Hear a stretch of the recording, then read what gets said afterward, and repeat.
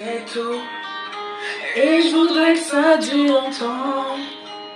User ma peau sur la tienne. Un jour j'oublierai tout jusqu'à mon nom. Je saurai simplement que t'es là, que t'es belle, que t'es mienne. Je voudrais que ça dure 100 ans. Que jamais la raison m'atteigne. Cette aveugle, cette envie de rêver tous les deux quand même. Jusqu'à ce qu'un jour nos deux yeux s'éteignent.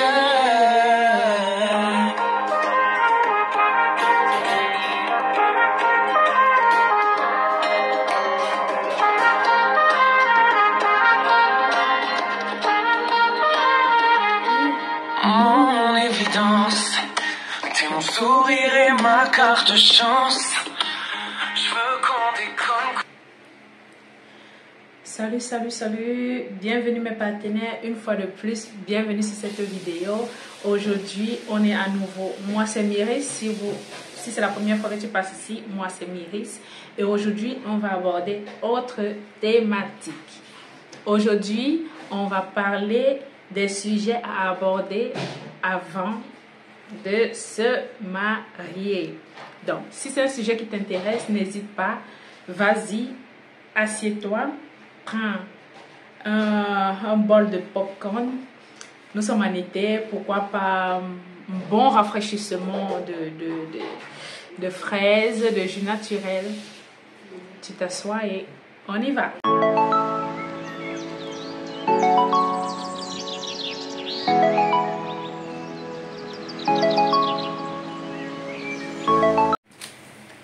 Alors, comme tout le monde, nous savons, le mariage est une institution divine. C'est pourquoi avant de se marier, avant de prendre la décision de dire oui, je le veux, il faudrait peser le pour et le contre. Il faudrait regarder tout ce qu'il faut regarder avant d'aller devant monsieur le maire. Si je suis aujourd'hui, c'est pour étaler selon mes petites connaissances et mes petites recherches avec vous, ce que je pense, les thèmes à aborder avant le mariage. Déjà, il faut savoir que chaque être humain vit et a sa propre nature. Il y a des gens qui sont impulsifs, il y a des gens qui ont besoin de réfléchir avant de donner son avis. Il y a des gens qui attendent juste quand ils sont super énervés pour dire le fond de leurs pensées. C'est pourquoi tu dois apprendre, tu dois connaître ton partenaire, tu dois connaître à le canaliser, tu dois regarder ses qualités et ses défauts et se dire est-ce que je serai capable de supporter ça toute ma vie parce qu'on ne se marie qu'une seule fois. Donc, il faut regarder tout cela. Bien. Le premier critère. Alors, j'ai exactement 10 critères que je pense ou bien, oui, que je juge utile de savoir ou d'en parler avant de prendre toute décision. J'ai noté pour ne rien oublier. Ok. Et je voudrais préciser que ce n'est pas parce que l'autre pense différemment qu'il a tort ou bien qu'il a raison, non. Dans une relation, le plus important, c'est le dialogue. C'est de choisir son mode de vie, sa manière de vivre sa relation et d'y s'y tenir. Ok, sans plus tarder, on y va. Premier critère. Le premier critère, moi j'ai mis les antécédents santé. Je pense que c'est un sujet, c'est un thème très important, les antécédents santé. Il faudrait en parler. Il faudrait voir si l'autre est prêt à supporter, à accepter ce que tu as si jamais tu es malade. Il faudrait voir et en discuter. Il faudrait décider d'y remédier s'il y a à remédier. c'est le moment d'en parler et de se dire, ok, c'est pas grave si elle est malade. Désolée, c'est ma voisine qui était là. Alors, je pense que c'est, comme je disais, il faut parler de ses antécédents. Il faut parler de ses antécédents. Vraiment tout dire, tout dévoiler. Ça permet que dans l'avenir, que le partenaire ne dise pas « elle m'a menti, il m'a menti, il m'a caché ». Si je le savais, je ne me serais peut-être pas mariée. Si je le savais, j'aurais peut-être pas accepté faire X, j'aurais peut-être pas accepté Y, ou j'aurais procédé d'une autre manière. Il faut dire la vérité. Il faut vraiment tout déballer. Surtout si ça a un effet, si ça a un effet pour le futur dans votre relation. Il faut tout dire. Tout déballer. Parce que ton conjoint, ce sera celui-là qui sera à tes côtés toute ta vie. Toute ta vie, c'est la personne idéale qui devra te connaître au plus détail près. Le deuxième thème à aborder avec son partenaire, c'est la religion. Est-ce que je suis chrétienne? Est-ce que tu es chrétien? Est-ce que catholique, musulman, pentecôtiste, bouddhiste, etc., etc. Il faudrait voir si ça dérange l'un ou si ça ne dérange pas l'autre. Il faudrait en parler. Parce qu'ensuite, il faudrait décider si demain il y a les enfants, à quelle religion est-ce qu'ils vont prendre, comment est-ce qu'on va les baptiser, quelle religion. Il faut vraiment s'étaler là-dessus. Il faut s'étaler, il faut vraiment se préparer avant toute chose. Le troisième sujet que j'ai mis les peurs et traumatismes du passé et à venir. Souvent, on a un passé douloureux, on a un passé qui nous a traumatisés, comme par exemple des viols, et de la violence d'une manière ou d'une autre, des paroles. On a eu plusieurs cas ici qui ont fait que l'être humain, la femme ou l'homme, devient très antisociable, ou alors une personne qui est très méchante parce que cette personne n'a pas reçu d'amour, parce que cette personne n'a que connu violence. Donc, il faut parler de tout ça. C'est pas facile, hein? Je vous dis, c'est pas facile de se dévoiler tout entier à son partenaire pour que l'autre puisse comprendre que si souvent je suis violent aussi, parfois je suis violente, ou alors si j'ai des expressions toujours traumatisantes, c'est parce que j'ai vécu X, c'est parce que j'ai vécu Y, ou bien c'est parce que je n'ai pas reçu d'amour dans ma vie. Donc, il faut causer de ça avec le partenaire. Déjà, ça sera une très bonne thérapie et la meilleure personne qui pourra vous accompagner dans le processus de guérison. Le quatrième point,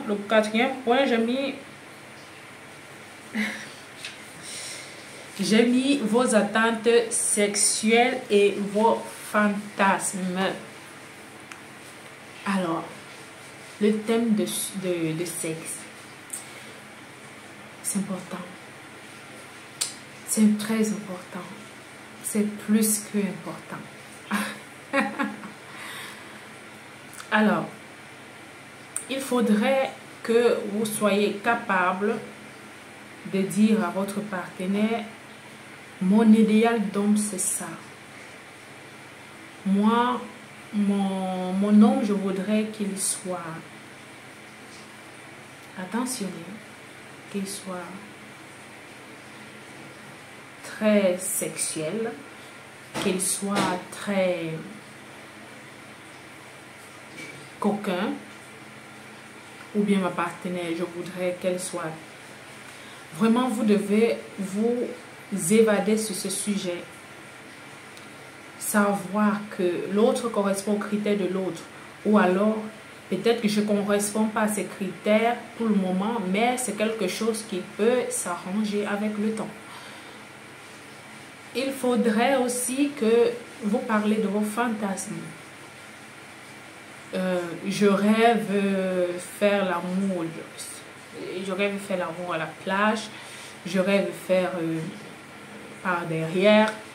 Je rêve faire un groupe.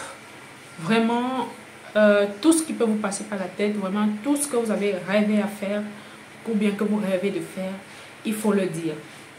Et voir si le partenaire est réceptif, si le partenaire est disposé à le faire, il faut discuter. Ça permet aussi vraiment de dévoiler les incompatibilités. Parce que vous pouvez être surpris, le partenaire vous dit « Non, moi je ne vois pas la vie comme ça. Moi je la vois plutôt comme ça. Moi je n'accepterai pas, par exemple, que ma femme me demande de faire ceci. Ou bien moi je n'accepterai pas que mon homme me demande ceci. » Pour cela, on se ressemble tellement pas qu'il vaudrait mieux qu'on se sépare maintenant que de commettre le pire plus tard. Voilà un sujet à débattre. Dites en commentaire aussi ce que vous en pensez. Ok. On était à quel point? Le 6e point. Le 6e point, parlez de la gestion de vos finances. Le sujet d'argent. Comment vous gérez vos finances actuellement? Que vous êtes célibataire, que vous êtes seul. Comment est-ce que je gère mes finances? Est-ce que mon argent, je l'investis quelque part? Comment est-ce que je le divise? Est-ce que j'ai mes projets dedans? Est-ce que j'ai mes factures dedans? Est-ce que j'ai mes vacances dedans?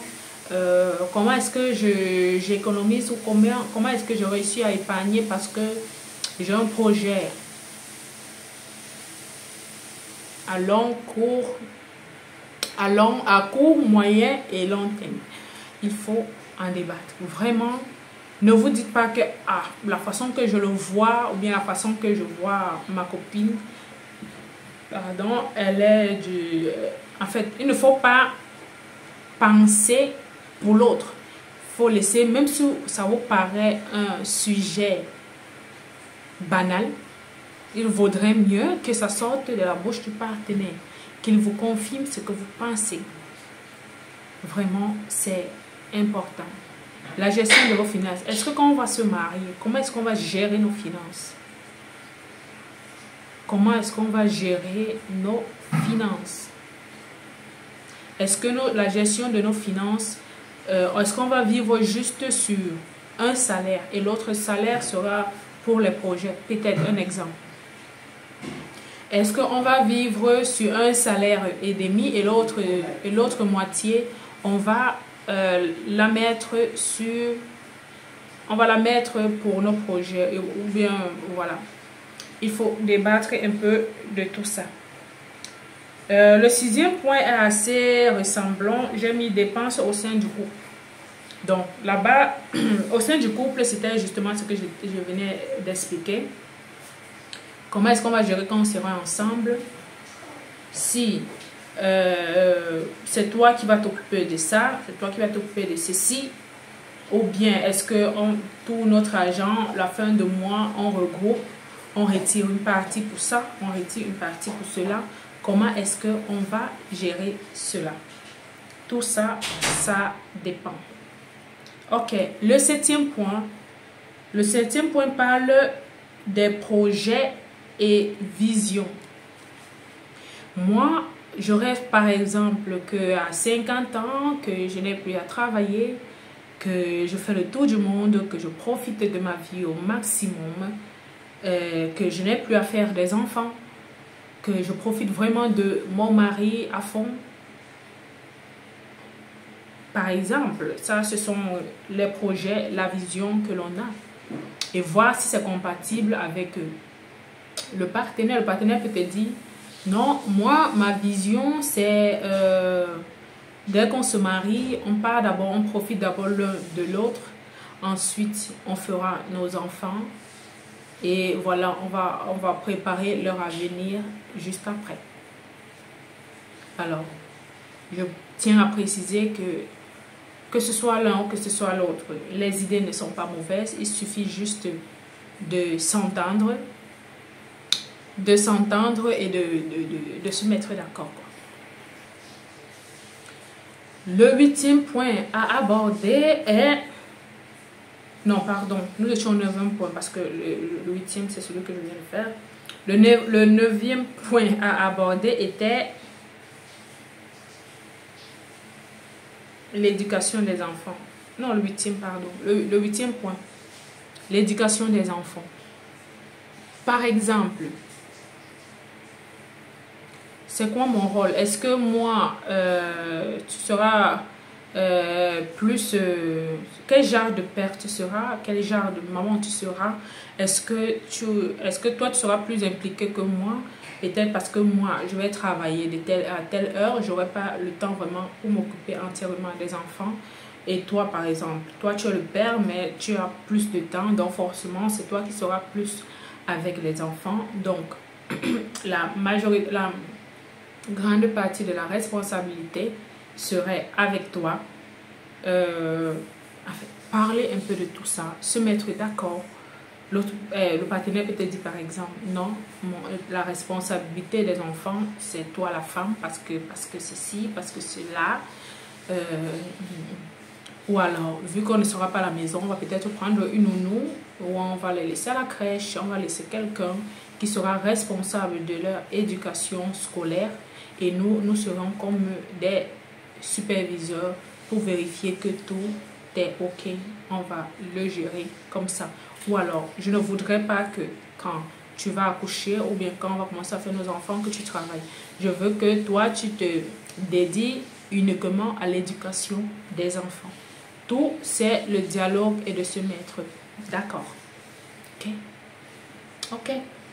Le 9e point était l'implication de la famille dans nos foyers.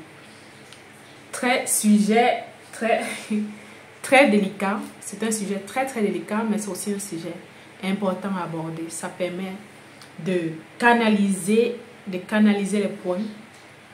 Ça permet de savoir où on va avec la famille, quelles sont nos limites, ce qu'on peut permettre, ce qu'on ne peut pas permettre.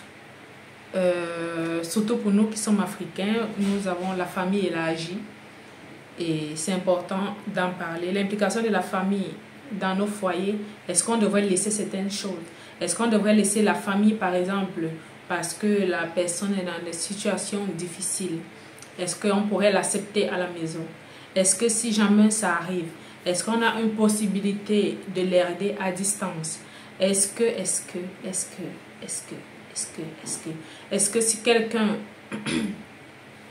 si papa ou maman vient à la maison, comment est-ce qu'on va gérer ça? Si c'est qu'on a juste 2 chambres, des enfants et de nous, comment est-ce qu'on va gérer ça? Est-ce qu'on va permettre, par exemple, que la famille vienne... Est-ce qu'on va permettre que quand la famille vienne nous visiter, est-ce qu'on peut leur permettre plusieurs jours à la maison? Où est-ce qu'ils vont dormir? Est-ce qu'on pourra leur permettre d'avoir accès à notre chambre conjugale? Est-ce que les gens ont même le droit d'entrer dans notre chambre? Est-ce que les gens ont le droit de s'immiscer? Ou alors quand on aura nos problèmes, à qui est-ce qu'on est censé se diriger? Est-ce qu'on doit avoir un tuteur en cas de problème? Ou est-ce qu'on doit avoir un pasteur, un guide spirituel quand on a nos problèmes? Il faut en discuter, il faut en parler. OK. Le 10e point, finalement, nos fréquentations. Ben, ça va dans le même sens que la famille. Quelles sont les fréquentations que je veux que ma femme ait? Quelles sont les fréquentations que je voudrais que mon époux ait? Je n'aime pas la tête de X, je ne veux plus te voir avec. Je ne veux pas voir X avec X. Je ne veux pas que tu parles avec des personnes célibataires parce qu'ils n'apporteront rien dans notre couple. Je ne voudrais pas.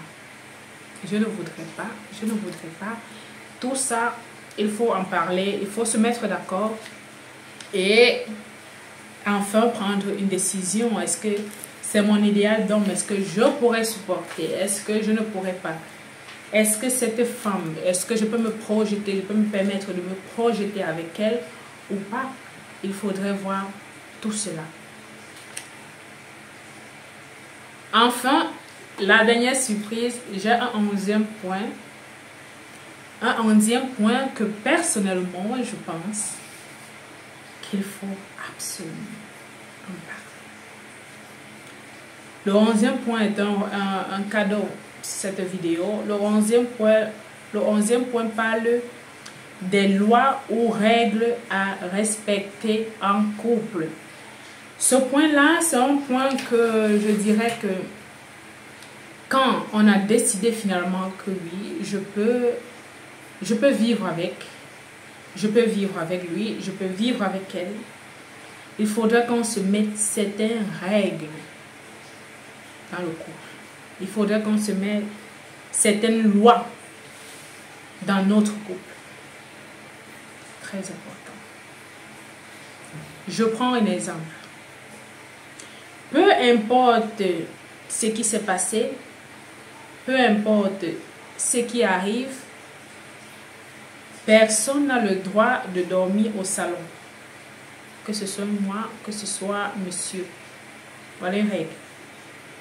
Énervé comme jamais, on a tous l'obligation d'aller dormir dans la chambre, dans notre chambre.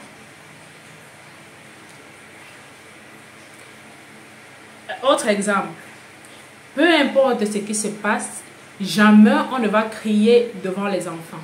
Jamais les enfants ne vont s'apercevoir qu'il y a un problème dans cette maison. Tous nos problèmes, on va les résoudre à huis clos. Quand on sort de la maison, on devient un couple parfait. C'est un autre exemple. Voilà. Vous pouvez vous faire vos... Vous pouvez... Voilà. Je pense que c'est très important qu'il y ait ce genre de règles pour qu'une relation soit durable, pour qu'elle soit saine. Et voilà. Sur ce, ça a été un plaisir de parler avec vous. Si vous avez aimé la vidéo, n'hésitez pas de liker, de vous abonner, de laisser un commentaire, dites ce que vous en pensez. Et voilà, on se retrouve bientôt pour une nouvelle édition. Bisous.